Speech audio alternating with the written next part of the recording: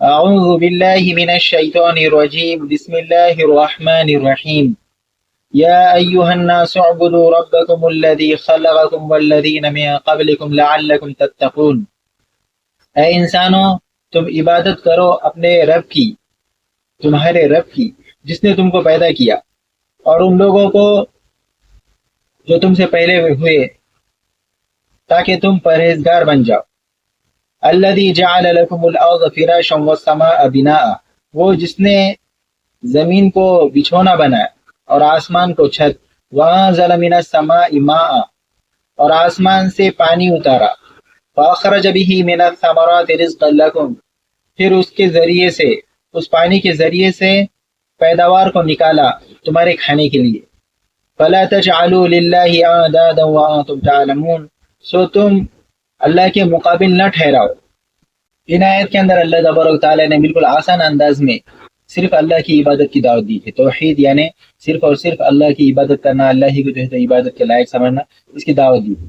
اور بالکل جو ہے تو کیا ہے، عام انداز میں ہر ایک جو ہے تو تھوڑی بھی جو ہے تو سمجھ بوجھ رکھنے والا آدمی، چاہے وہ پڑھا لکھا ہو یا پڑھا لکھا نہ ہو، وہ بھی جو ہے تو کیا ہے آسانی سے سمجھ سکتا ہے۔ اتنے جو ہے تو آسان انداز میں اللہ تبارک و تعالیٰ نے سمجھا ہے۔ کیا؟ یا ایھا الناس، اے لوگو، اے انسانوں، اعبدوا ربکم، تم اپنے پروردگار کی عبادت کرو، اپنے پالن ہر کی، اپنے مالک کی جو ہے تم کیا کرو، عبادت کرو۔ کون ہے تمہارا مالک؟ الذی خلقکم والذین من قبلکم، وہ تمہارا مالک وہ ہے جس نے تم کو پیدا کی۔ انسان غور کرے کہ اس کو پیدا کس نے کیا ہے۔ اگر کسی کی سمجھ میں یہ آئے گا کہ میں تو جو ہے تو میرے ماں باپ سے پیدا ہوا اور وہ جو ہے تو ان کے ماں باپ سے ہوئے، تو وہ سمجھے گا کہ جو ہے تو کیا ہے انسانوں سے انسان پیدا ہوتے چلے۔ تو فرمایا والذین من قبلکم، تو وہ جو تم سے پہلے پیدا ہوئے، یعنی جو پہلا جوڑا تھا، ان کو کس نے پیدا کیا، اس کی عبادت کرو۔ وہ کون ہے؟ تمہارا معبود ہے، وہ تمہارا رب ہے جس نے تم کو پیدا کیا۔ کیوں؟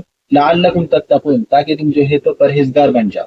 دنیا میں بھی جو ہے تو کیا کرو، اس کی اللہ کو ڈر کر زندگی گزارو، دنیا کے بھی نقصانوں سے جو ہے تو بچ جاؤ تم، اور آخرت کی بھی جو نقصان ہے، اصل نقصان تو آخرت کا ہے۔ کہ اصل جو دنیا کے اندر اللہ تبارک و تعالیٰ نے انسانوں کو بھیجے ہے، وہ تو آخرت کی تیاری کے واسطے اور جو ہے تو آخرت کی زندگی بنانے کے واسطے بھیجے، تو تم آخرت کے نقصان سے بچ جاؤ، یعنی جہنم سے بچ جاؤ۔ تو اور جو ہے تو عبادت کا حقدار اللہ تبارک و تعالیٰ کیوں ہے، یہ بتانے کے لیے اللہ تبارک و تعالیٰ نے اور آگے پہچان کرے، الذی جعل لکم الارض فراشا، وہ جس نے تمہارے لیے زمین کو بچھونا بنا۔ زمین کو اللہ تبارک و تعالیٰ نے نیچے بچھا دی، کہ ہم جو زمین کے اوپر چل رہے پھر رہے، آسانی سے جو ہے تو ہم عمل کر رہے، یہ سب جو ہے تو اللہ تبارک و تعالیٰ کے حکم کی بدولت ہے، کہ اللہ تبارک و تعالیٰ نے ہی جو ہے تو کہ زمین کو اس لائق بنایا، زمین کو اس قابل بنایا کہ ہم جو ہے تو کیا کر سکتے ہیں، اس کے اوپر چل پھر سکتے ہیں۔ اگر اللہ تبارک و تعالیٰ اس کو جینے کے لائق ہی نہیں بناتا، اس کو جو ہے تو رہنے کے اور کھڑے رہنے کے لائق ہی نہیں بناتا، تو ہم جو ہے تو اس کے اوپر کھڑے بھی نہیں رہ پاتے۔ تو زمین کو بھی جو استعمال کے لائق بنایا ہے وہ اللہ ہی نے بنایا ہے۔ والسماء بناء، اور آسمان کو اللہ تعالیٰ نے چھت بنایا، کہ وہ جو ہے کیا ہے ساری چیزوں کو وہ گھیرے ہوئے، سب کے اوپر جو ہے تو بالکل کیا ہے، وہ ہے کہ ساری چیزیں اس کے نیچے ہے۔ وانزل من السماء ماء، اور آسمان سے پانی اتارا، کہ بارش بھی اللہ تبارک و تعالیٰ ہی برسانے والا ہے۔ کہ دنیا والوں کی جو ہے تو یہ بات سمجھ میں آ گئی کہ بارش کا جو نظام پورا جو چلتا ہے، یہ صرف اور صرف جو ہے تو اللہ کے حکم ہی سے چلتا ہے، کہ اللہ تبارک و تعالیٰ ہی آسمان سے پانی کو اتارتے ہیں۔ فاخرج به من الثمرات رزقا لکم، پھر اس پانی کے ذریعے سے زمین سے پیداوار کو نکالا۔ یہ ایک اور نعمت جو ہے تو اللہ تبارک و تعالیٰ نے ذکر کی، کہ آسمان سے پانی اتارا، یہ ایک نعمت، اور پھر اس پانی کے ذریعے سے کیا کرے، زمین سے پیداوار جو بھی جو ہے تو کیا پھل فروٹ وغیرہ، کھانے کی چیزیں، خوراک جو بھی جو ہے تو نکلتا ہے، وہ سب جو ہے تو کیا پانی کے ذریعے سے نکلتا ہے۔ تو یہ بھی اللہ تبارک و تعالیٰ یاد دلائے،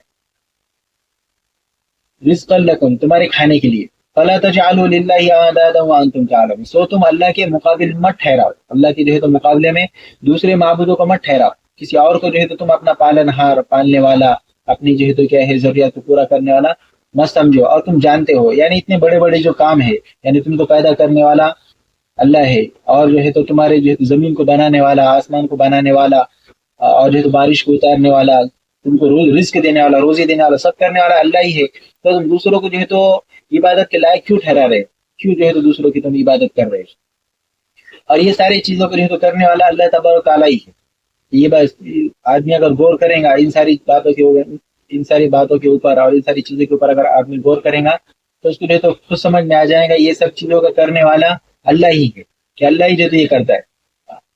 یہ لوگ اللہ کو نہیں مانتے ہیں، وہ خود جو ہے تو کیا ہے، وہ ڈیسائیڈ نہیں کر سکتے یہ ساری چیزوں کو جو ہے تو کرنے والا کون ہے۔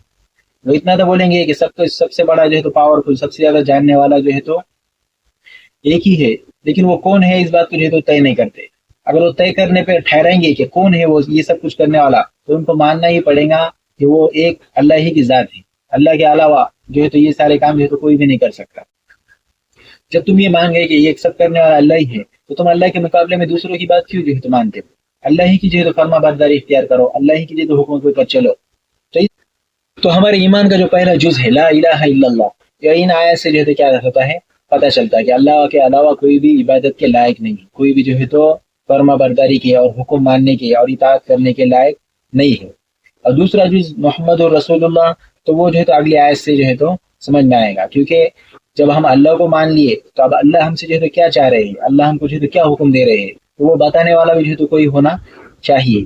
تو اس کی جو ہے تو دلیل کہ محمد صلی اللہ علیہ وسلم اللہ کے رسول ہے، کہ اس کی دلیل انشاءاللہ وہ اگلی آیت کے اندر آئے گا، اگلی تفسیر کے اندر انشاءاللہ ہم اس کو لیں گے۔